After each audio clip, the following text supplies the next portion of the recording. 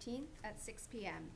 This meeting is being held in person and/or remotely as an alternate means of public access pursuant to Chapter 2 of the Acts of 2023 and all other applicable laws temporarily amending certain provisions of the open meeting law. You are hereby advised that this meeting and all communications during this meeting may be recorded by the Town of Hingham in accordance with the open meeting law. If any participant wishes to record this meeting, please notify the chair at the start of the meeting in accordance with Massachusetts General Law, Chapter 30A, Section 20F, so that the chair may inform all other participants of said recording. Is anyone recording the meeting? Okay. Just for the record, participating this evening, myself, Liz Klein, Chair, Joe Fisher, and Bill Ramsey. First item on... We have an honored guest. Maybe we'll have you lead the Pledge of Allegiance. Sure. Mr. Healy, would you like to lead the Pledge of Allegiance? As our honored guest. Senior Chief, why don't you lead off? I pledge allegiance to the flag of the United States of America and to the republic for which it stands, one nation, under God, indivisible, with liberty and justice for all. Excellent. Thank you. Next on the agenda is approval of minutes, which I am not prepared to do this evening. I didn't have enough time to review them. Is that okay if we move till next week? Yes. No problem. Okay. Next on the agenda is certificate of recognition for Janine Shiseki for her work with women veterans. I'm going to turn it over to Bill Ramsey. Sure. So honored to make this presentation to a good friend of mine and a veteran that I have tremendous respect for. Hingham's women veterans have a very prominent history in our community, going back to World War II, when many women went down to the Bethlehem Steel Company and helped support the World War II effort. Over 2,500 women who also became veterans who helped to produce destroyer escorts and landing ship tanks that really helped to turn the tide of the war. At one point, it's been told that they were producing a destroyer escort a day. I mean, think about that, a destroyer escort a day. And the veteran we're honoring tonight has continued that very proud tradition of service to our community and to her country. Janine was one of the first female veterans of the Navy to complete and graduate from a sonar course. That was a very difficult and skilled course. And her service in the Navy has continued here in our community, as many of our great veterans do. And I think most prominently about Janine is when she does all the work she does for veterans in need, for veteran families, military families who are in need, and does so much for our veterans community through social media efforts and working with Keith and the Legion. She does it very quietly and behind the scenes. One thing I've always admired about her, that she'd never wanted to seek any sort of public recognition or public accolades for what she does. So yesterday, she was honored at the State House by Governor Healy with a gubernatorial citation for being one of the finalists for the Deborah Sampson Award, which is a statewide award honoring women veterans in our state. And it's just such a wonderful to have, someone from our community honored in such a great way, in such a prominent fashion, even though I'm sure she wasn't very comfortable with that recognition, but she deserved it. So with that, I'd like to read a citation that the three of us have prepared. The Select Board, on behalf of the Town of Hingham, hereby takes this opportunity to congratulate you, Janine Shiseki, on your nomination for the prestigious Deborah Sampson Award. We recognize your exemplary contribution as a United States Navy veteran, Hingham resident, and long-serving town volunteer to support fellow members of the veterans community, especially through outreach efforts to women veterans, promotion of tax relief programs, and connecting residents with mental health resources. You have made a substantial difference in the lives of our local veterans and their families, and we are deeply grateful for your continued service to the community. Signed, Elizabeth F. Klein, Chair, Joseph M. Fisher, and William C. Ramsey, Select Board for the Town of Hingham, dated June 13th, 2023. So, Gene, if you want to come up, we're going to present you with the certificate. Come up front. Picture. Right up front. Congratulations. Thank you so much, buddy. Congratulations, Janine. Thank you. Thank you. Congratulations. Well Thank you. deserved. Thank you. Thank you so much.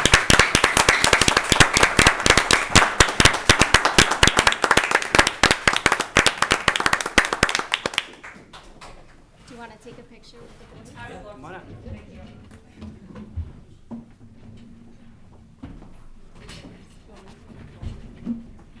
Lisa has it. Do you want to have the boys come up?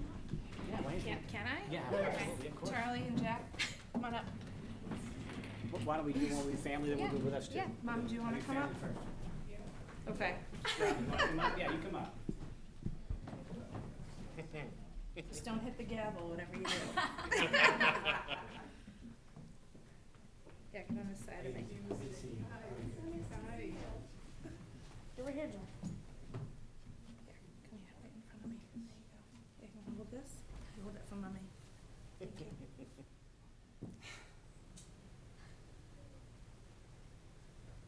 you. All right, thank you. I'm gonna take one with them now, guys. Shift. We gotta keep it moving, we're in a live meeting. This is the good fun part. Thank you, guys.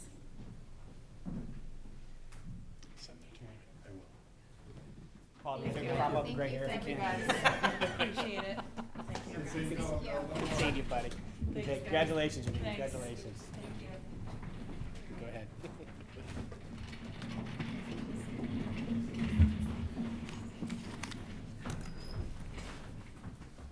Okay. All right, next on the agenda is the Juneteenth proclamation. And we will start by reading it. Does that make sense? Sure. Okay. I don't want to break it up, just so you know. So I'll do the first two, and Okay. then Joe, if you want to do the second two, and Yes. Bill, you can Got it. finish us off. All right. Okay. Town of Hingham, Massachusetts, Juneteenth Independence Day Proclamation. Whereas on June 19th, 1865, 2.5 years after President Lincoln issued the Emancipation Proclamation, Union soldiers led by Major General Gordon Granger landed at Galveston, Texas, with news that the Civil War had ended and that enslaved people were now free. And whereas Major General Granger announced to the residents of Texas, the people of Texas are informed that, in accordance with a proclamation from the Executive of the United States, all slaves are free.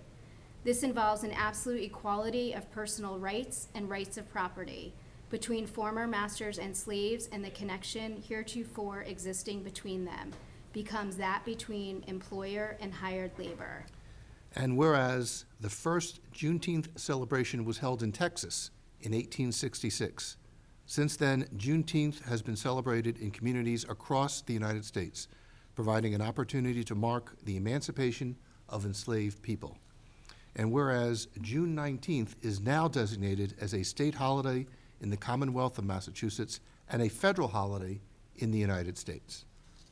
And whereas on this day, in hundreds of communities across the country, people of all races, nationalities, and religions join hands to acknowledge the painful history and lasting systemic impact of slavery and racial injustice in the United States.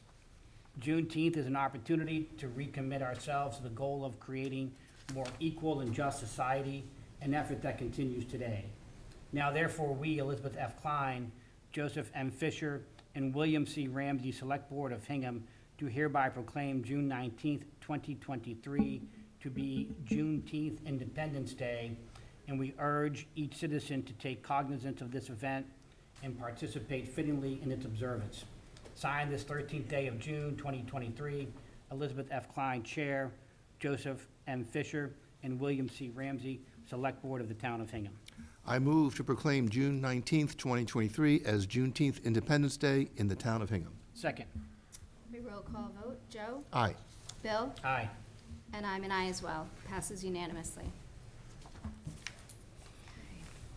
Next on the agenda is to consider approval of the extension of the intermunicipal agreement for cooperative recycling on the South Shore. Hi, Randy, how are you? Good, how are you? I'm well. Thanks for joining us. Do you want to explain the agreement? No, I can't hear you. Oh, Move your mic down. Am I talking into the owl? Can you hear me now? Yeah, that's a little better, yeah. I don't think it's this. Oh. Can you hear us? Yes. Okay. Do you want to go ahead and explain the agreement? So this is a extension agreement for the social recycling cooperative. And it's a cooperative that has 18 social towns, and their primary goal is to cultivate recycling and help out the towns with the power of purchase. And they go out for a certain, out to bid with, say, like with the household hazardous waste day. We're in a reciprocal agreement with the South Shore cooperative towns. And in Hingham, we can go to any one of those towns if they're having a hazardous waste day, and it's the same with them coming to Hingham on the same day. We just had our household hazardous waste day, and we had approximately 320 signups for Saturday, and that went from 10 to 2, and there was a little over 200 Hingham residents. Okay. So that's about it. They do put out contracts, they go and bid certain items. We use the purchasing power that way, and we'll enter into agreements and contracts with them if they're advantageous to us. Okay, excellent. And what is the membership fee? The membership fee is, I believe it's $4,000. Okay, that's the annual fee? Yes. Okay. Okay, and I believe is this the 6th time we've entered into the agreement? I believe so. Okay. And obviously, it's We've been worked well in the past. in the cooperative for 25 years, 24 years, Okay, since 1998. okay. Yep, that makes sense. Okay, excellent, thank you. Joe, do you have any questions or comments? So it's a 5-year agreement, goes through July, up until July of 2028, is that? Yes. Yep. And do you know, have we recognized any financial benefits, either through negotiation of contracts or otherwise, other ways that the town may have benefited through this agreement? Most definitely, and we use primarily 2 or 3 contracts. One is the household hazardous waste day, Right. which that is a tremendous savings for the town. And the other one is the grinding contract and the screening contract, which they put out to bid every 3 years. And they come in and they'll grind our brush and then get rid of the waste. Yep. So we use those contracts, and most towns use it, but it's very beneficial to us. So we do save money that way. Great. Yep. No other questions, thank you. Bill, any questions? Now, Randy, how often do we do household hazardous waste days, and what items are covered under that? Uh, Do you know? Anything that we don't take under normal circumstances. So they'll take a certain quantity of gasoline, things like gasoline, household cleaning items, anything that you can't throw in the trash or shouldn't throw in the trash. It's mostly cleaners from the household, pool chemicals, things like that. Great, thank you, Randy. Any questions or comments from the public? I think I know it's for this. Anything else? I'm ready to take a motion. I'd make a motion to authorize the chair to sign the extension to the intermunicipal agreement for cooperative recycling on the South Shore for a 5-year term commencing on July 1st, 2023, and the form attached here too. Second. Roll call vote. Joe? Aye. Bill? Aye. And I'm an aye as well. It passes unanimously. Thank you, Randy. I'd like to mention one more thing if I could. Sure. Now that I have, and I'm not really prepared for it right now, but there has been, due to the prices going up because of the pandemic and whatnot, the fee structure that we put into place a year or two ago is now not covering the items. Costs have gone up anywhere from 30 to 50% on some of these recycling items. And the transfer station's budget is very, very tight because of it. So in the near future, I just would like you to think about that and I'll do a cost and analysis, another one, is on other towns and what they charge, but we're going to have to up our fees. And I just wanted you to be prepared for that in the future, near future. Okay, go ahead, Bill. Randy, what, you mean like the bulk waste fees, or like the TV fee, or? It's like TVs, all electronics. That's about $20, right? $20 a TV? Yeah, mattresses in particular, when we put this into effect, it was a little under $20, and now it's up over $40. It's like $47 a mattress. So we're collecting $20 for $27 is coming out of my budget in order to cover the costs. And these are waste ban items. Do mattresses and box spring, aren't those covered under bulk waste? And go by weight, or are they line item in terms of cost? Because they're waste ban items now, we can't throw them out. We can't throw them out in bulky unless they've been soiled or no good or get wet. So we have a container up at the transfer station which gets filled and picked up, but the cost of it has over doubled. Okay, thank you. Thanks for the heads up. Yeah, thanks for letting us know. Is that something the Cleaner, Greener Hingham Committee is working on, that cost analysis? Or something they could help you with, maybe? No, they are not, to my knowledge. Okay. I will call the social recycling cooperative towns, and I will get a list, as I did before, Okay, and their fees. okay. Excellent, thank you. Okay, thank you. No, thanks for the heads All up. right. Yeah, Thanks, Randy. thanks, Randy. Have a good night. You too. All right, next is the discussion of a draft naming bylaw policy. We have Phil Edmondson, and do you want to all come up, or? Sure, we can all come up. Sure. Sure. The quorum. You don't have a quorum, do you, Phil? Sorry? You don't have a quorum, do you? We have a posted meeting. Oh, you do? Okay, okay, okay. You may know Victor Valterra. Yes, Wendy Allison. yes, hello. Members of the committee. Are you going to be proposing a name for the transfer station? Apparently we need one. Well, only 25%, maybe like a dumpster. The mattress bin can be yours. We get that mattress fee. Well, that container's about 25%. We can figure that out. I see some Policy in opportunities. action, that's what we like. Okay. You caught me there for a second. In any case, we want to thank, of course, the board for its support of the. Do you need a call to order? We've already. Oh, you've already done that? yeah. Oh, okay, sorry. Yeah. Okay, yeah, okay. Well, I guess we're reconvening. Okay. So calling to order our reconvention of the committee because we met earlier. Got it. For other business. Okay. Anyway, we appreciate obviously your support for the article at town meeting, and one condition of the article is that the select board approve a policy for its own responsibilities as well as a model for other boards and committees in town that may have similar responsibilities for naming the prescribed properties.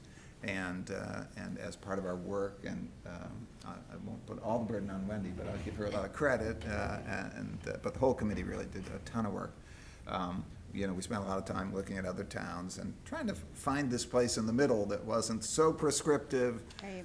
that it was going to tie up our town officials in knots, but that had a process that was open and transparent and that encouraged that. And so, but we'd be the first to admit that there's a lot of places that we debated back and forth in this sample policy, well, should we do this, or maybe that's not enough, or, so we would take your questions and even your criticisms with no particular pain of authorship here, because this seemed like such a simple task, and it turned Yes. out to really have a lot of little judgment calls, which collectively, can turn any given voter or committee member a little sideways sometimes. So Right, we welcome the conversation, and thank you for it. Yes, no, thank you for coming in. Certainly, we wanted to start this discussion. We may have some questions or comments, but wanted to first hear kind of your rationale and summary of it. I think this is quite complicated, and we'll probably have an ongoing discussion over the next several meetings. But it's certainly a priority for this board to get this done, and we appreciate all of your work getting us to this point. We definitely see this as a key part of our fiscal strategy moving forward. So I guess, could you just give us a little more, kind of a summary maybe of other policies that you've seen, or the nuances that you think we should really pay attention to or kind of dig into over the next couple of weeks? Well, first, I'd just like to be explicitly kind of ratify what I'm hearing you say, which is this is an opportunity for the town to raise additional support, financial support, for many worthy projects in the town. We certainly spent a lot of time looking at the core communities around us, and the towns we often compare ourselves to. But we looked well beyond that. We were just Google crazy for a while there. And we saw, a lot of great ideas. And what I would say the sense of our committee was we tried to present to you a sample that's something in the middle. We found some towns, including some local towns, that are very lax about they have this. nothing. It's like, let's have the third graders come up with a name for the new school, and we'll pick it out of the hat, to really intense processes, and that were bound to be more political. So of course, we tried to take into account the history of the town, the recent history of the town, and the challenges in front of us, right? Who is Mr. Foster, other than, of course, you would all know, the former chair of the Board of Selectmen. But, these can be tough questions for the community. So I would say for myself, I felt like we were looking for something in the center, but Wendy, maybe you might have some comments. Well, I guess my other thing that I think we were really focused on was how to make it fair for everybody that's going through this process. So, whether it's something little or something big, everybody has to put in some sort of application, you have to write why, you have to have some supporting evidence, so that it's fair for everybody. Because I think where you run into a problem is when somebody says, oh, well, he didn't have to do that, but you're making me do it. So that's why it maybe seems a little more cumbersome, because you're trying to sort of spell it out for everybody and make everybody understand that this is the process that everybody will go through. Right. No, I think that's an important piece of it, that consistency. Right. Gives it validity, I think. Right. So that's important. Victor, anything you want to add? No, I think you've covered it, and it's we do have a list of, that I think either Wendy or maybe it was Christine, yeah. Christine prepared, of the towns we looked at that had policies and the items that they put in their policies, and we took a lot of the ones in this draft from those items. Okay. Yeah, we didn't reinvent the wheel. We basically, if we thought that was a good sentence or sentence structure to have in there, that it was an important fact to have or idea or whatever, we kind of put it in somewhere. Okay, good. So there's a lot of information. Could you highlight the areas that you thought were most sensitive or where you really struggled? Well, there are issues, and I think that this was spoken to at town meeting, where allowing or being open to commercial organizations sponsoring or having their name on certain properties was certainly one that I think challenges some individuals, because we can all envision some situation where we say, oh, absolutely not. We are not having the Pepsi Cola elementary school, right? But, you know, the Pepsi Cola Little League field, to most people, doesn't feel probably quite as unusual, right?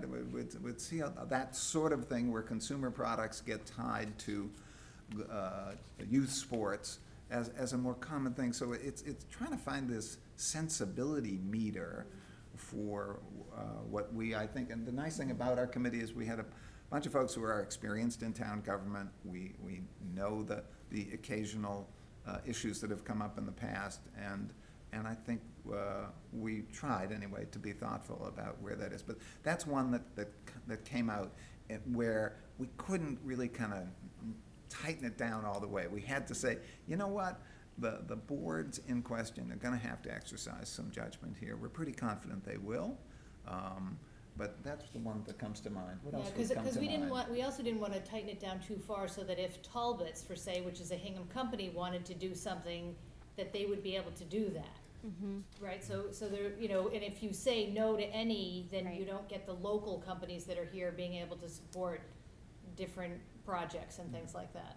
Yeah, at some point, we thought that the board, whether it's the select board making a recommendation to town meeting, or it's one of the individual boards that had jurisdiction over their room or whatever, that you sort of have to trust in the process and that they're gonna use common sense, right? So, you could try to spell out all the things that are inappropriate or you don't wanna do, but are you gonna miss some, or is your list really always going to be applicable? And, you know, sort of, you leave it to the political process to some extent.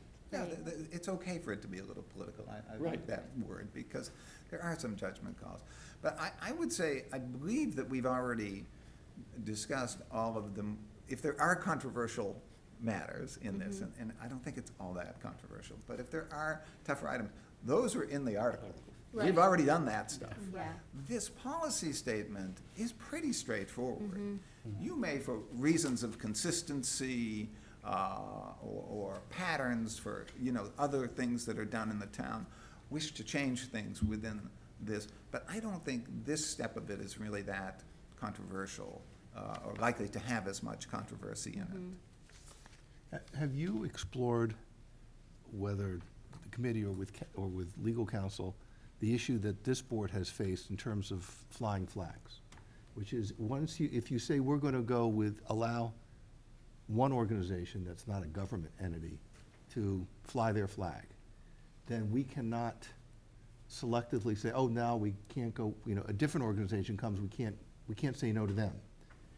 Do we face the same, a parallel issue here if, you know, one company does it and then another company wants to do it, and we say, well, if we really don't like that image, are we stuck because we've gone down the path and now all of a sudden we can't, it's interpreted as a violation of the First Amendment if we don't allow the other entity to also participate in this?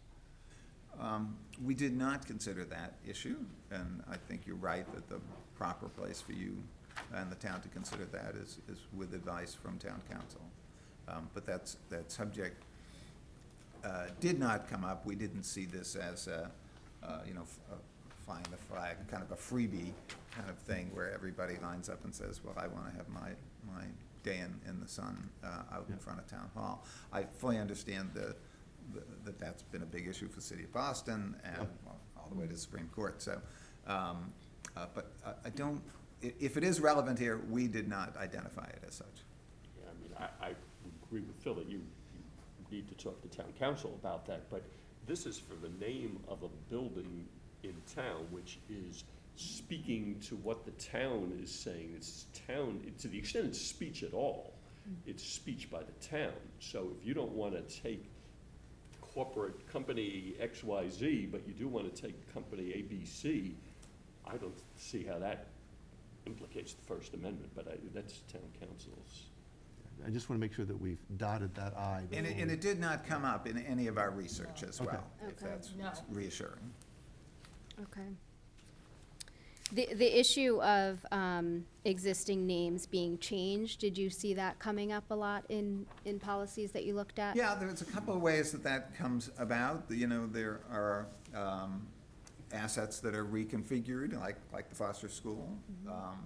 And then there's, and we did not I don't believe we addressed that directly, renaming, although it's It's in the mentioned. policy. It is. It's in the policy, it's in the bylaw. Yeah, it's the same as everything else. Yeah. It can, if the appropriate board wants to, engage in renaming an asset, the process is there.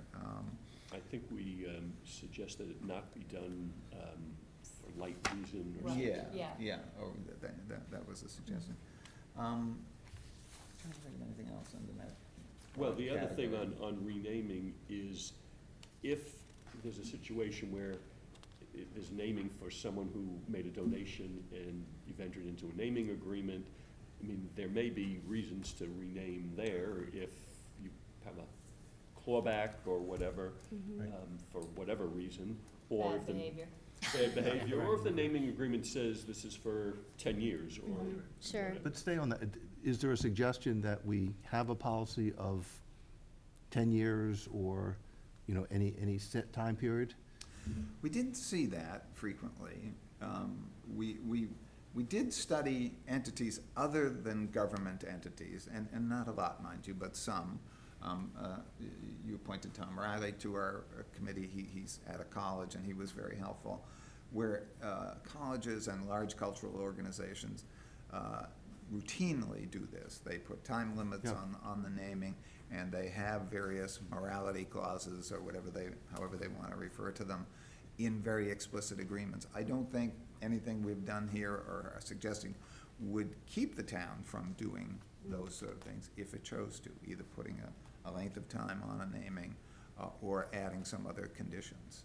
Yeah, I think we did talk about a little bit, and it was more a question of, it was sort of gonna be on a case-by-case basis, that somebody might say to you, I'm gonna do this for 5 years, or you might ask, but that we didn't think that there should be there always can never be more than 10, or, we didn't come up with any idea that, we didn't see it anywhere that there was sort of a term limit on anything like that.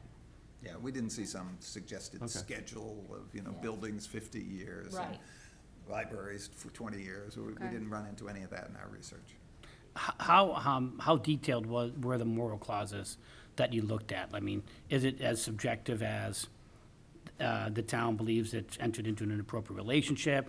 Does someone have to be convicted of a crime? Yeah, I would have to say, Bill, our research was not that lengthy. Okay. Unless you think otherwise. I mean, No, we were aware of the issue, we saw some examples of it, but Yeah. I think it would be unfair to characterize our research as being Well, and I think that, comprehensive. that lends itself to the legal issues that are involved in that kind of stuff too, and so we had this sense that that's something that town council should Sure. weigh in on if you get into one of those situations. On the renaming, keep in mind that there's likely to be costs associated with renaming, like this year.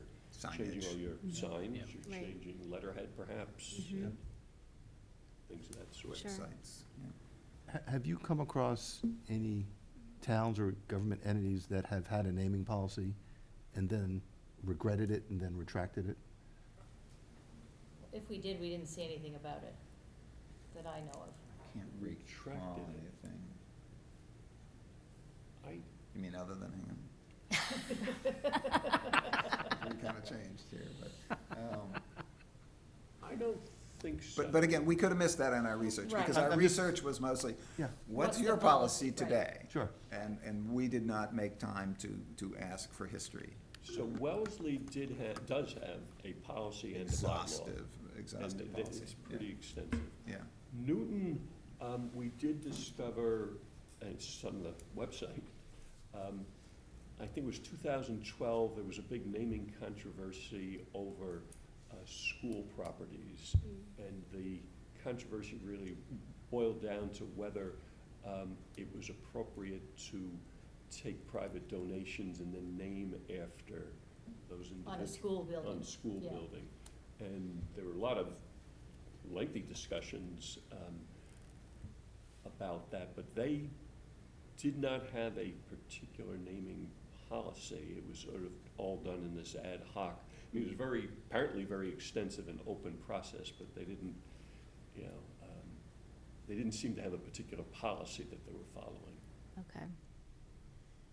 in some ways, having this policy and recommending it as part of the article and having the article be passed is to, I won't say to protect you guys, but to kind of assure some consistency.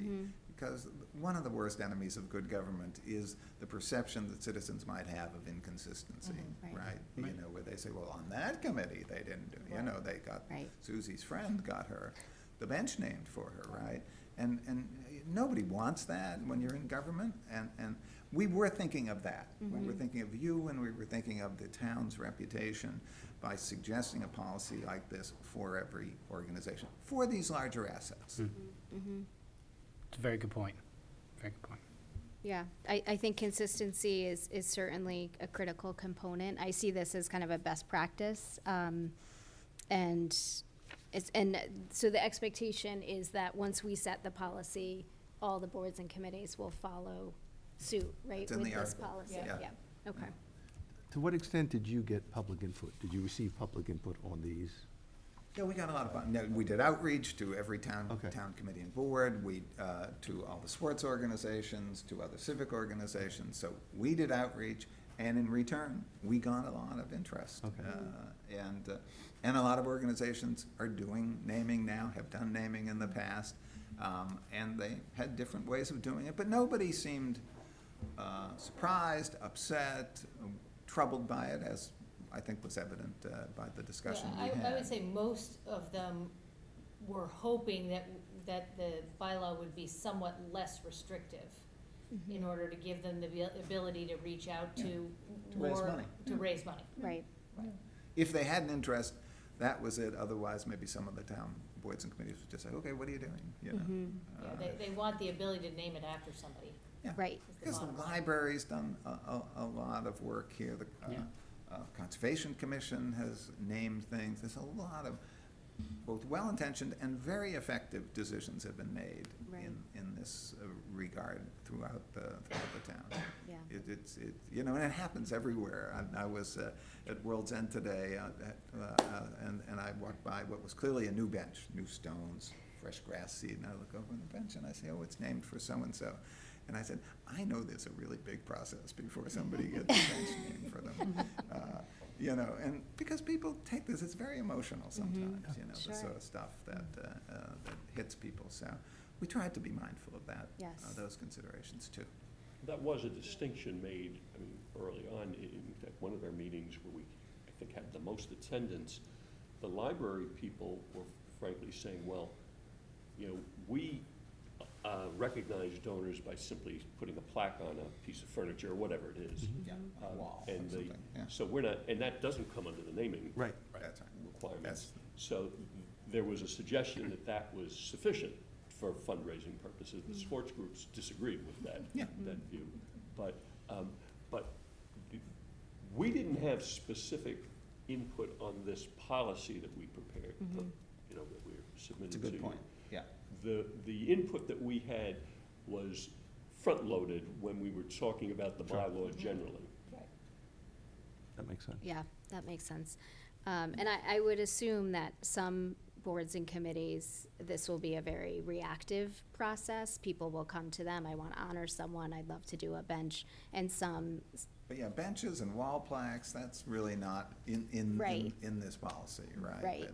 But these are the big items. and some boards and committees may be very proactive Yeah. with this sort of Big- strategy, big funding items, like strategy. when the Conservation Commission decides to name a property, that's a big item. Right. That sign's probably gonna be there, I hope forever, Right. And so it's important that those sort of things that end up on maps and in the day-to-day recognition of the citizens, that everybody feels good about that process. Like naming Jackass Park, is that? I remember the first time I held one of my own political signs there, and even my wife told me that might be bad.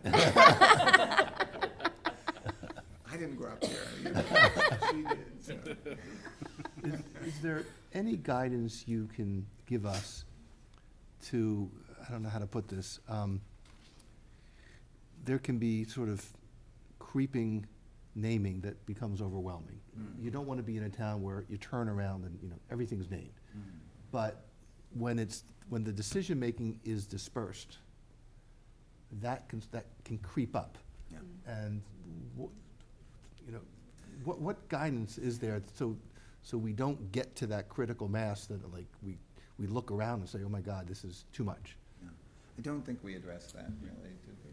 Well, it's not that we didn't address it, but it was more in a way of saying, be thoughtful about your naming and, you know, consider the town and the area around the town and, you know, so you don't end up with, you know, I don't know, you know, Pepsi, this everywhere, sort of, you know, it was more, you know, if you decide to name it with some thoughtfulness.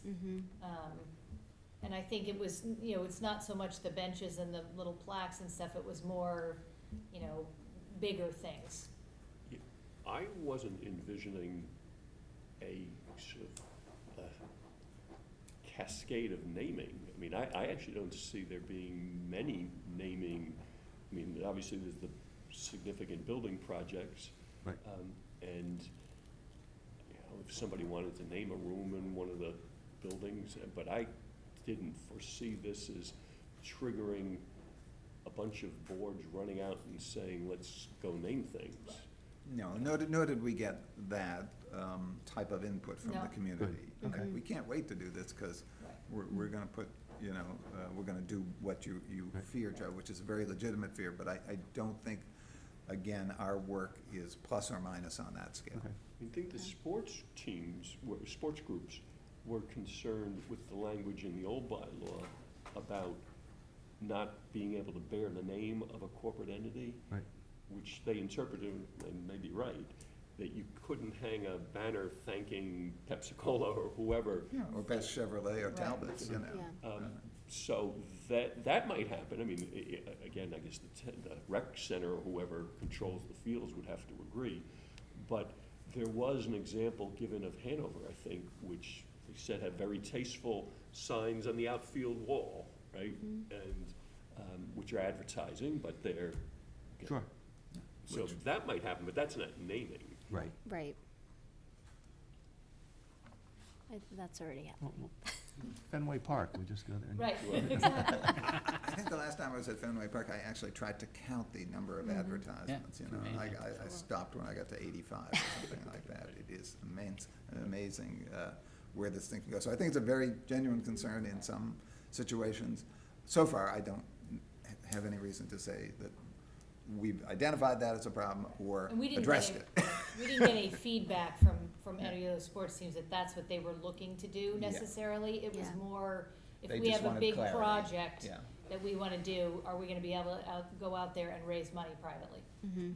Was really their bigger concern. Sure. And the only other real concern I remember was one of the boards wanted to make sure that if someone wanted to name something that was under their jurisdiction, that they went to them first. I think there were some times, I think it was the school committee, that somebody decided to name something and sort of went around the school committee. And so I think you'll see somewhere in here that talks about, you know, whoever has jurisdiction has the first dibs on whatever happens. Still comes to you guys. Right. but, Okay. yeah. Okay, good.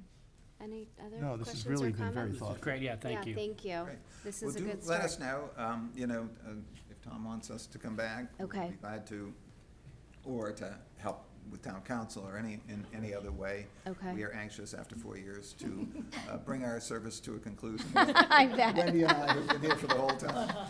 A little pandemic slowdown there on our part, but we do, again, thank you for the opportunity Yeah. to be a service to the town. Thank you. And stand ready if you need any more advice. Excellent, We thank did try you. to flesh out what widely advertised gosh, means. Yes, Yeah, I appreciate you saw doing that. that. Mhm. I think town council should look at that to Yeah. see if. Yeah, we That's- talked with town council about that before, Okay. so that's a good thing to flag that for you, to make sure Yeah. you Yeah. get input from town council as well. Okay, I mean, your recommendations are good. The five items you list here are helpful. I'm not sure what else we could do beyond that. You know, Right, I mean, we went through some additional items and felt they really weren't practical. right. Well, I think that comes in that same vein of fairness, is making sure that as many people know about it and also get input on it to sort of tamp down the, oh my gosh, how did that happen? Right. Right. Response from different organizations and Mhm. things like that. Yes, definitely. Excellent. Well, thank you. All right. Thank you very very much. Thank you for all the work on this. Do we need to adjourn? Oh, yeah, can we take a vote to Oh, adjourn? sorry.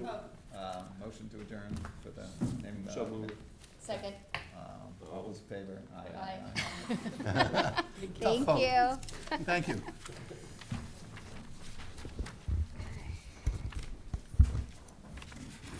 Okay. All right, next on the agenda, Select Board Goals and Objectives. We started this discussion 2 weeks ago, I believe. So I think we have a slide, just a simple slide of the 5 main buckets that we had discussed last time at the last meeting. The first, to build the team. Second, to drive process improvement, including communication. The third, identify revenue cost-saving opportunities.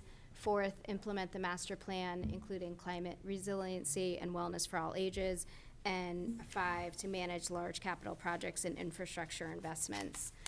So the goal document, I have been working with Tom and Michelle and Art to kind of bring it up a few thousand feet. We were a bit, kind of getting into the weeds, but I wanted to make it relevant for this board and within the scope of what we wanted to accomplish during this fiscal year. Do you want to just put up that Word So document? before you leave the main goals, do Yep. we want to have as a goal sort of tracking where we are with our memorandum of understanding? Because ultimately, we've made a compact with the residents in terms of where fiscal management and the need to have further overrides. And a lot of what's here builds into that. But I think we need to have, or we should discuss whether that needs to be a stated goal, is making sure that the town is adhering to the MOU. So I did have that under number 3, to match expenditures with available revenue and manage to the 3.5%. We do have that on number. So think about if that's sufficient or if you want to bring it up a level, but Got it, okay.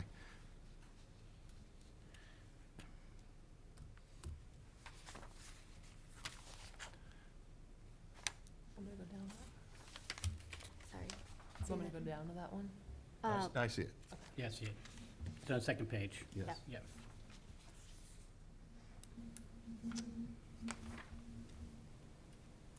Do you want to go through I don't want to read them to you, but. No, no, I don't think we need to read each one. I mean, I think, just my input, this is really just incredible. I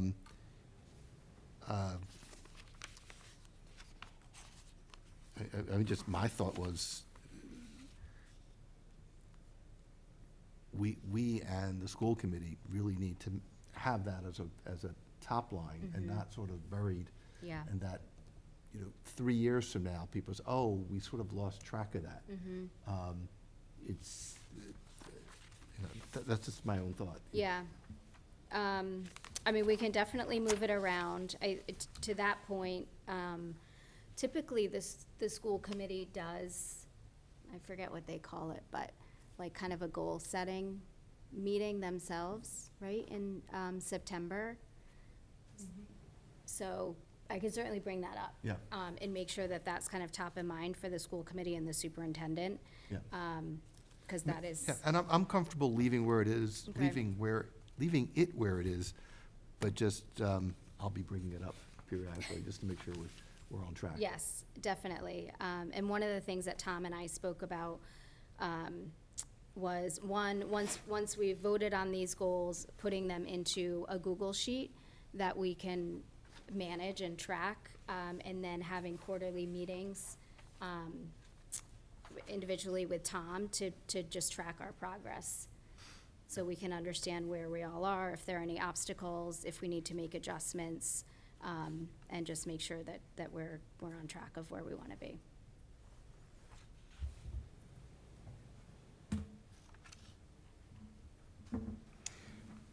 So when we had the meeting in May, I know that I threw some things out, I know Joe did as well. Were they incorporated into these sub-goals? Now that I'm looking at this, I think a lot of them.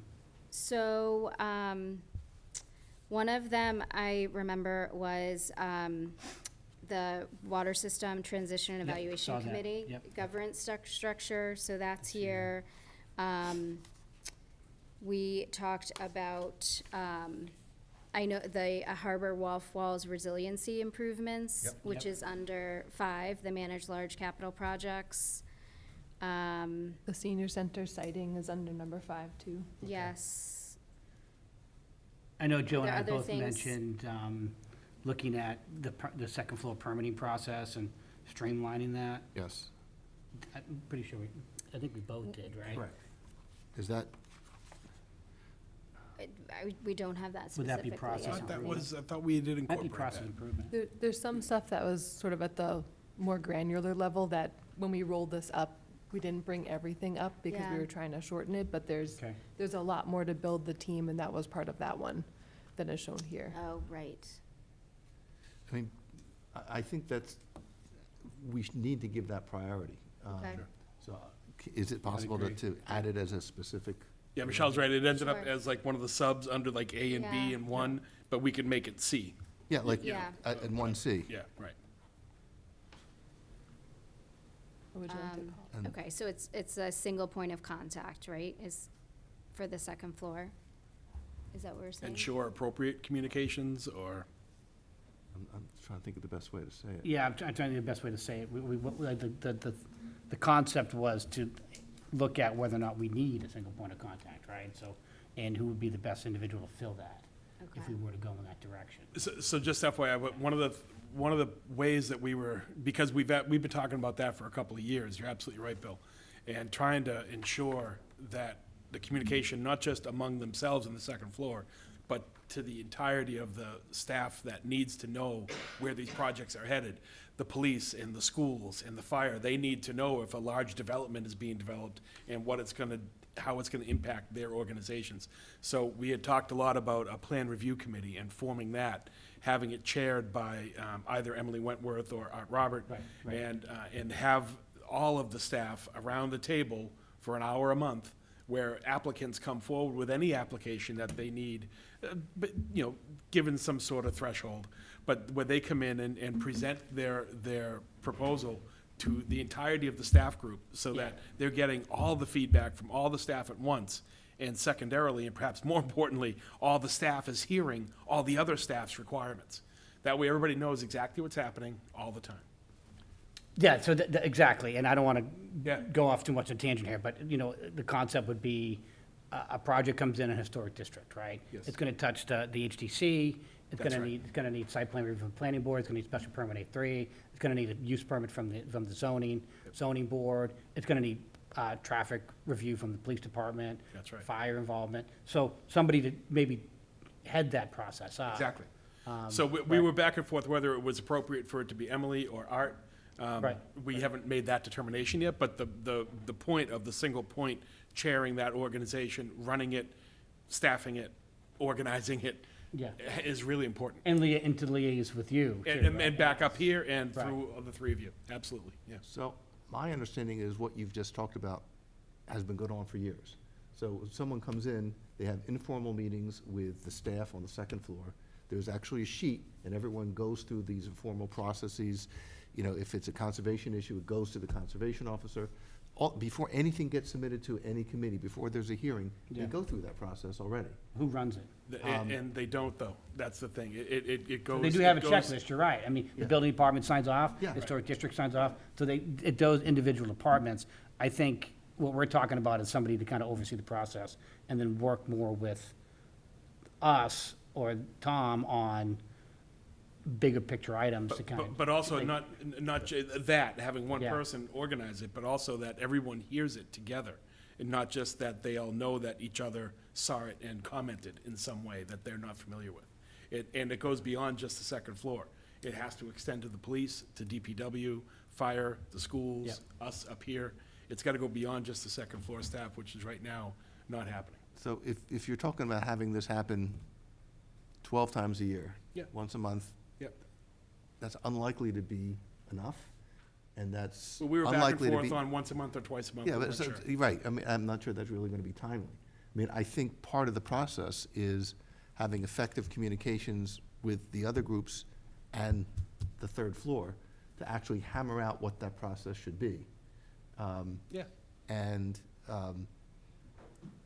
making sure that if questions come in, they actually reach a decision maker here, and that action is taken, so that we're not 3 months from now saying, oh, well, we actually didn't get back to you on this. So, I mean, it's that sort of communication that needs to happen, and that accountability. I don't know how to write that, but. Yeah, But- we're trying to create Here we go. a singular point of contact, right? to Okay, try to plan do review that. committee, streamline, it's not just a committee, it's. It's a singular point of contact, we're trying to get someone to You chair want one that. person accountable for process. that process. Or kind of oversee it, and Absolutely. we did have that at one point. Yeah, that's what Susan told me, they used to do it, right. Yeah, we had that at one point. I think when Mary Savage Dunham was here, she had a little bit of role, Yep. kind of leading that effort as well. Right. Even before then, they used to Yeah. do the monthly or bi-monthly meeting, the formal meeting with That's all, right. everybody in a Talk room about together. And a lot of those projects, I mean, a select board has little to no involvement in some of those. Right. Sometimes it involves like, a grant a location, Right. or a use of some of our land. A lot of the second floor projects never come here, just because we don't have jurisdiction That's over right, them. there's no jurisdiction. I mean, where the planning board has specific statutory jurisdiction, the zoning board has statutory jurisdiction, HTC obviously has design review on a project in a historic district, so a lot of moving parts. And I'm just trying to see if we can study whether or not a single point of contact is a good way to go. Yeah. I think that is, it's a good way to go and the thing that we have to do. But I would expect that a majority of projects will not need input from fire and police, for example, and to say, So my- that- yeah, that- so to say I- that they're gonna have to it's true. sit through Well- a long meeting, they'll. I mean, I've done this in other towns, They'll and that's, die. and they're Okay. usually an hour meeting, and you'd be surprised the Okay. engagement you get from all parties. Nobody, very rarely did I Okay. sit there and have I- a department head just not Yeah, participate. I mean, and almost every planning board project that I was involved with during my time on the planning board, you would have a letter from Kristen Napoli. Oh, yeah, that's true. And Jeff Kilroy. Yep. Not Jeff, whoever the traffic sergeant Oh, is. But they definitely would have a note in the file from fire, usually Chris, saying, I've reviewed this project, it's in And Randy compliance and with the code." plowing issues Yeah, and stuff, Mike, yeah. yeah, right. yeah. What are you most concerned with, that things are getting missed, or it's taking too long, or just not being communicated effectively? I think the communication that, to the extent that there are issues that need to be resolved up here, that they're getting the attention up here, and then it's being resolved, and then Okay, people can move forward, so that, the decision-making ultimately comes from you. Yep. And the third floor staff, and I don't want us to be the holdup or seen as being unresponsive. That's right. And it's not just the second floor staff, it's businesses or whatever it is who are trying to get stuff done. They need to know that we are responsive to their concerns. And I don't know that, again, I'm struggling as the best way to articulate it. Plan review committee, I mean, I like streamlined permitting. I mean, Yeah. you can just, yes, and we don't know what, I think, Tom, I like what you're talking about. I think that's really great ideas, but we can say, study the streamlining permitting process, second floor communications, or improve Improve them, sure. improvement, Okay. right? And the only other one too is, I talked a lot about at that meeting in May about more safety procedures in the downtown corridor. Yep. I mean, we took a good first step last week. yes. Want to stay on, traffic committee, or we can just do it too. Obviously, input from the traffic committee would be appreciated, but, look at more measures, traffic calming measures in the corridor down there. To include possibly semi-elevated, I mentioned this all last week, semi-elevated sidewalks, lights blinking by crosswalks, there's more ways to slow people down as they go through, Yeah, high pedestrian areas, parts of town. okay, all right, so maybe add that traffic calming measures to number 5. Under the HDA, yeah, that's great. And I know that you asked JR last To do week that. to Yeah, come yeah. up with some ideas in the next 2 months or so. So, when things like that come up, what's the best process? Should I alert Sharon to that? Like, in 2 months, we want to get this on an agenda? So when you say things like that, When we're talking about kind of doing research and coming back with a specific deadline in mind? so you're talking about assessing the traffic calming measures and. Yes, so how- Bill when had that asked assessment is JR complete. to come back in 2 months with some ideas.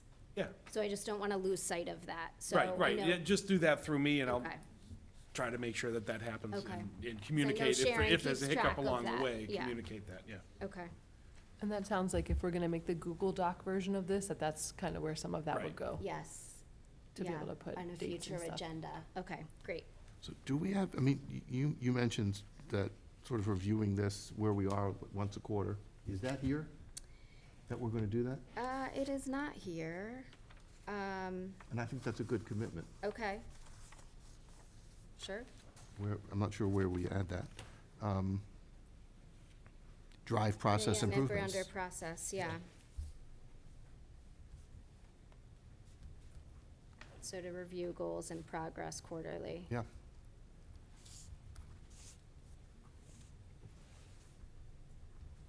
Thank you for taking real-time notes. Right.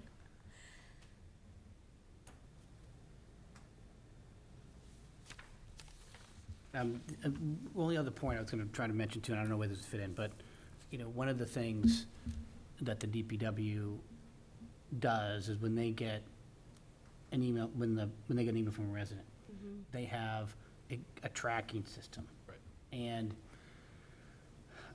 I know that's, obviously, we get all sorts of different emails, and a lot of our emails, hey, that's a DPW issue, it's a traffic issue, right? So they come through us, and then we send them out. We let the resident know, too. Hey, I'm forwarding your email to J.R. Fry and Jeff Kilroy from the Traffic Committee. I'm forwarding your email to Superintendent Sylvester. I'm wondering if there's a way we should look at maybe tracking requests that we would have jurisdiction over. I don't know specifically how DPW does it, but I've heard they have a very good system in place. You can talk to Randy, Yeah, see if there's any better processes we can think of. we can do, and like HMLP, they have like an email address. You can email them, say, hey, the light on North Street in the vicinity of 5557 is out. That light gets fixed within 48 hours. So there's a. And I know it's still a little Yeah. different because what the jurisdictions are obviously a little more narrowly focused than ours, which is significant. Right. But just out of curiosity, I wonder if we should look at a way to do that. There is it's a very popular tool. You'll see it often at the MMA conferences, regularly being marketed. But there's a common software tool that municipalities use. I forget the name of it. Do you remember it offhand? I think it started as C-Click Fix and now it's C-Click Commonwealth Fix. Connect. That's the one I was thinking of. Yeah. Now, what is it? Commonwealth Connect, maybe? So it's a tool that is marketed heavily by all the municipalities to their residents, so that and it's like front and center on every website, and the resident can click it, and there's a series of the type of issue that they might have. They might have a pothole, they Yeah, might have yeah. a complaint about this or complaint about that. You click on the little icon that corresponds closest with your complaint or your issue, and then you can type in pothole at 30 Summer Street, pothole outside on the right-bound lane, or, southbound lane, or whatever. and does that then go to the it goes- DPW? And it directs, not only that, it directs it to the department that's most responsible for it Right, right, automatically. right. So some might be the DPW, other might be the police department. If there's, so for instance, tagging down the square, there's like, the types of, it's not even a complaint tracking tool, it's as much as an informational tracking tool. So the public is out there and they're seeing things in the town that the town staff may not be aware of, and they're just informing us of stuff, and it gets directed to the place that can work on it. It's a really helpful tool. It'd be great to have something like that. Yeah, no, Yeah, it would yeah. be. I gotta look at the pricing, obviously, money, but yeah. it's a very commonly used. Yeah, right, Tool. right. And it would go directly to, opposed to coming through us, and Yeah, then we. exactly. And then we send it to you, and you send it out. Well, you I know. think what would happen is you'd get a lot less emails, because Yeah. people would be able to submit their issue Right. more directly through the website than trying to go through you guys and having you to send it an email that may or may not get written if the department head's on vacation or whatever, it may not, Right, sure, may not yeah. get read. So it can get lost that way. This way, it doesn't get lost. So, yeah, I'm just Great. looking, so Click Fix, you know, Cambridge uses, a number of towns are using that right now. But that's limited, I think, to, you know, a location in town where you need something done. Doesn't deal with policy issues or business concerns. Right. I thought that's where you were going, is that when someone sends an email saying, you know, that, you know, there's, you know, it's like the safety issue. What are we gonna, there's not gonna be like an address they're gonna point to. It's a policy issue that we need to address. And I think those emails need to be funneled in a way so that we actually respond to folks and say, we're doing it, or, you know, it's. Oh, I agree. I was talking about the smaller stuff. Oh, you were? Okay. Yeah, the potholes, Okay. potholes, the light out. And actually, the Yeah. water, I get a lot of that on Yeah, right. water issues, yeah. My water's discolored. Yeah. It's been discolored for a while. Yeah. Sometimes we get text messages from people with pictures in them, right? That's So like- right. So it's stuff like that, right?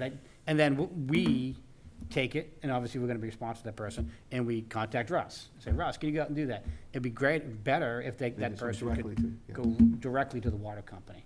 And just, you know, obviously, we like to hear about that stuff. It's important, particularly as water commissioners. But rather than go to us, and us go to Tom, and Tom goes to Russ, or Right. we go right to Russ, it's just quicker and more responsive to do Yeah, kind of okay. like the Hingham Light version, or the DPW, way the DPW does it. Yeah, you know. I have a town tree in my property. It needs to be cut back. It's overgrown. It's blocking something, you know, like, can you do that? Right. I don't know, just something to look at, Okay. maybe. Yeah. Common tool, I'd love to have it. Yeah. It would make the staff's life a lot easier. It's just Yeah, money and everything, Right. of course. of course it is. Okay. Yeah, well, I think it's worth looking into, as Yeah. well as Absolutely. evaluating the tools we already have. It sounds like the DPW and HMLP That's right. have a tool. I mean, the water system does have customer service. I'm sure they have some sort of tracking database as well, right? So, maybe one of those we can leverage for Yeah. things that we need to track at this level as Yeah. well. And the Commonwealth Connect has made it a mobile app. You can just do Yeah, it on your no, phone. it's incredible. Yeah. It really is. Yeah. Did you want to add something, Michelle? Do you want me to add something to this? I think Commonwealth Connect was Click Fix, and it was an app, and it's all like, you can Yeah. take a picture with like the GIS coordinates, and the more towns that adopted it, you can go between borders, so it's like you see a Okay. pothole in Hanover, and if they have it, you know, it's like sent to the right place, but anyways. For the record, we don't fix Hanover potholes. But we'll still get the calls. Right, Hanover, we get the calls. Okay, Great. Yeah, but I just want to say, Liz, great job putting this together. Oh, This is thank really you. fantastic work. Thank you for the effort and time you put into it. well, thank you. Really well done. Thank you, and thank you, Tom and Michelle And and Tom, Art Michelle, for too, helping yeah. as well. Sure. Do you want to review it some more, or are you ready to vote on it?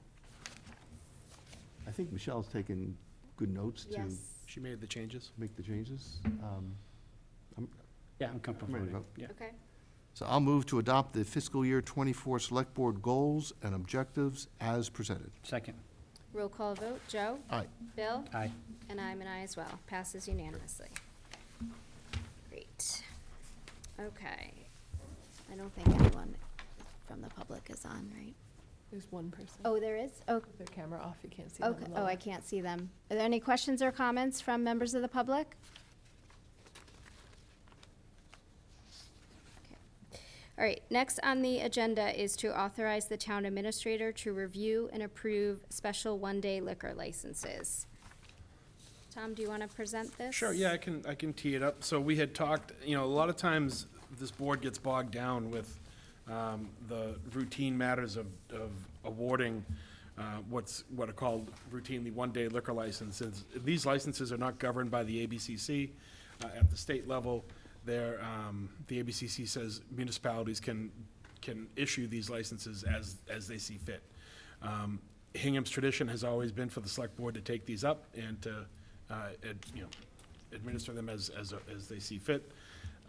There's no reason why that responsibility can't be designated to me in my office, not in my office, but to me.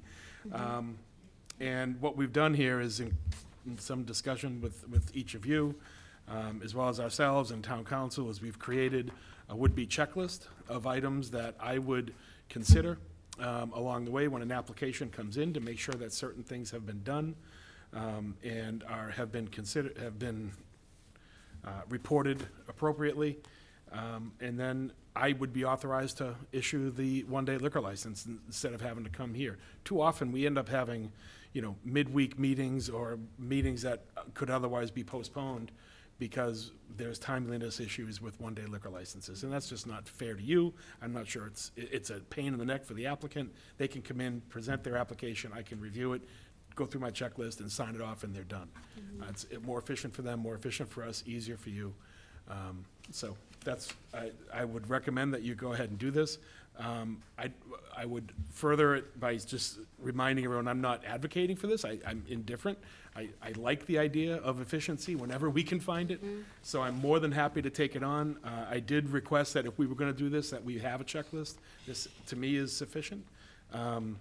It takes into effect things like special conditions and permits that would be issued by other boards or committees, i.e. the planning board special permit with World's End, that's considered as part of this program, things like that. And perhaps you may want to consider, I know I've talked with Selectman Ramsey about some of the other potential issues about really large events or events that require, fire presence, for instance. They might be appropriate that they still come to you. Maybe not everything has to be adjudicated by me at my level in my office, but maybe there is a place for board review. So the vote list contemplates a potential vote that would accommodate some of that, but it may or may not be comprehensive. So it's something to consider tonight anyway. Okay. Great. Do you want to speak to some of those concerns, Bill? Yeah, sure. So, obviously, Tom, and you and I talked about this when I was the chair last year. I think I have a lot of trust and confidence in your ability to do this. I think the checklist is great. I'm glad we have the authority to do this as well. And, as we've commonly found, these items are on our agenda. We get very little public comment on them. They're smaller items at very smaller venues. They're vetted by the police department, by Sharon, by you, to make sure everything's in order. We usually have very, very few questions about them. They're usually repeat events. But I still would like, even though you can handle the big events as well, for public awareness, that we do discuss the bigger event. Tier 1 events under the permit at World's End. Summer solstice, for example, comes to mind. So I think we have that as a recommendation. Anytime the police chief thinks, hey, we need a 2 or 3 officer detail here. That's a big event with probably a lot of traffic complications, right? I think a fire detail should be included as well. Again, for public awareness. The Christmas tree or, holiday tree event at Turkey Hill, where they're burning trees up there, and we need a fire detail to make sure that's saved. Residents should know that we've reviewed it, we have awareness of it, they're aware of it. Items like that should be carved out. And then again, any item, or items where come across your desk that are under the threshold that you say, this should go to a public hearing and do it. And so I would be comfortable doing that. I guess I recommended the 200 people. So I guess my question for you, Tom, and my colleagues is 200. Should we make it lower than that? Should we make it 150, or should we give it 200? I will And say again, just- I'm thinking more for public awareness, so the public knows, hey, there's a big event at, Turkey Hill, for the residents who live up there, and they know it was properly vetted, discussed in a public meeting before it was approved.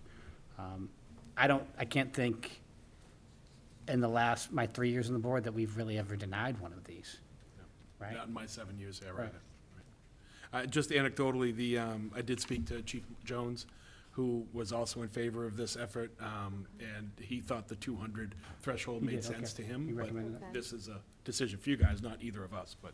Is just the so you know. 200 attendees, is that related to the Tier 1 events? It's not directly, right? no. Okay. Not directly. The Tier 1 events at World's End are like Much larger, right? bigger events. I think personnel is a component of it. I think number of cars is Okay. a component of it as well. We wrote that permit a couple of years ago. But they're events that residents of World End may want to know about, Yeah. right? And they may want to watch our meeting and say, oh yeah, the summer solstice application's going for the select board tonight. What's going, and any changes from last year, what's going on, when is it exactly? How many people are they expecting? You know, how many bands are gonna be there? I mean, it's just, I think that public should know about it. So those should be removed from the administrative review process. And then the smaller items, you know, the book signing events, to the lecture series, where they have, one-day liquor license, and then they have like beer and wine, or like one brewery truck. We get, you know, a lot of brewery trucks are at these events now. Those probably don't need to go to us. They can be administratively reviewed, signed off. I'm confident with the list as it is. I would just add maybe fire detail to the vote. It's on there. It is on there? Or the newest one, it should be there. Yeah. It is on there. The new, you might have not the newest, Okay, well, I'll let Joe make if you want to pass that No, down. no, yeah, it is there, Very yeah. last, No, yeah. Yeah, I don't think he has it. Oh. He has a middle one. Very last one. I do think this makes the process more efficient for the applicant, as well as makes our meetings more efficient. And I feel comfortable with the things in the checklist. One of the things I did want to make sure was added was checking those permits, because I know that's particularly relevant for World's End, and the neighbors are certainly sensitive to that, the different tiered events and how many events in each tier, each year. So, and I think that's something that can easily get missed, is checking those permits, so I'm glad to see that here. But yes, by the time the applications come to us, Sharon does such a great job, making sure they're complete. Chief Jones has always reviewed them, so I always feel confident by the time they come to our meeting. But to your point, Bill, I don't have a strong feeling about the number of attendees, but I think it's fine to bring some of the bigger events to us, just so that people are aware. And certainly we can report out at them, you know, during your report, Tom, too. So that was So Sharon's people suggestion. know, but That's right. then it's not on the agenda, to Bill's point, if people want to tune in proactively. So I think a combination of that. But on each of my, she could put in my folder every night, just a summary of the one days I issued that week. Right. Sure. And I can just read them off in my report each week. Right. Would they be publicly posted? No, I think that's Bill's point. They traditionally would not be. It would just be under my thing. It wouldn't be an action for you three to take. It would just be a report. I'm not talking about an action for us to take, but would you post on the website? Oh, I'm sorry. Oh, we I could. misunderstood what Yeah, you were saying. just so people know about it. I mean, our agenda is publicly posted. It could won't do be on that. the agenda, but I think just having a report of what you've We issued. could add like a one-day, would be helpful. one-day license. One-day approvals. To a section on the web Well, page of the web on the it's website. actually good for the events, Yeah. too, True. right? Yes. Like, True. I think a lot of the applicants come in here and they like to stand at the podium and talk about their event, to kind of build support for it. So maybe we could put, you know, on the website, one day, you know, the week and the approvals for, Ames Chapel Lecture Series by, you know, Attorney Joseph Fisher or something. And you know, it'd be a like- resource something for like that. like Hingham Anchor to Right, check to out. cover on it, yeah. So Yeah, we I can do think, that. I think that would be, Absolutely. Yeah. that'd be helpful. This goes under the goals of communication that we just Yes, voted on. yes. So Check. we're just The goals list isn't long enough, let's keep adding to it, like, it's only 4 pages We're long. actually, we're not adding, we're actually implementing one of the I'm goals. gonna need a right now. third ATA. I'm only kidding. No, no, no. Anyone listening? Kidding, only kidding.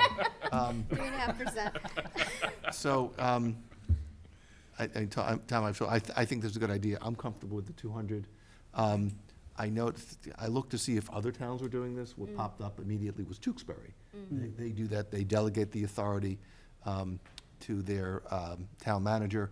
One thing that's interesting that I saw is that they retained authority to the extent that an applicant is making an application and they've previously violated their prior permits. Yeah. So that in those situations, it need not be in our resolution, but that's something that you should think about whether or not you want to push it back to the select board. if there's Right. been a misdeed in the past. Yeah. So that we- I would agree with you. If there's a problem in the past, that should come up here. Yeah. Tom, obviously, we talked, you have the discretion to send it up here. Right.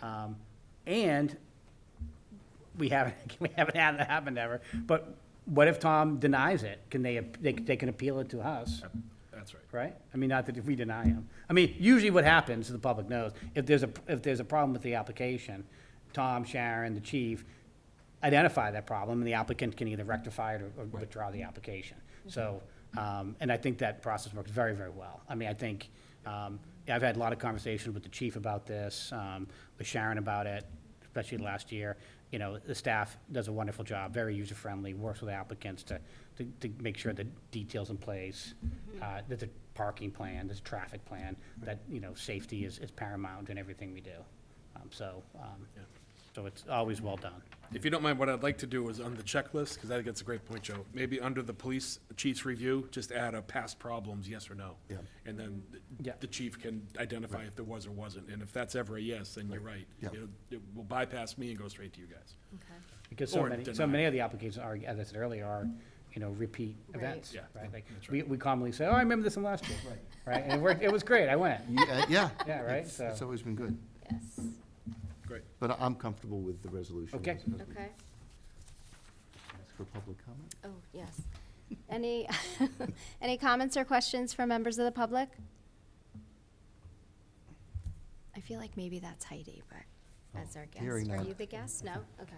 I will make a motion All right. that the Select Board pursuant to Section 2C of Chapter 263 of the Acts of 2016 hereby delegates to and authorizes the town administrator to act on its behalf to review and approve special one-day licenses consistent with the provisions of Massachusetts general laws, Chapter 138, Section 14, provided, however, all applications submitted for events that exceed 200 attendees, I'm going to change that exceed a projected 200 attendees, and all licenses for Tier 1 events under the World's End Traffic and Parking Management Plan dated February 6, 2017, or any event that requires a fire detail shall remain subject to Select Board approval.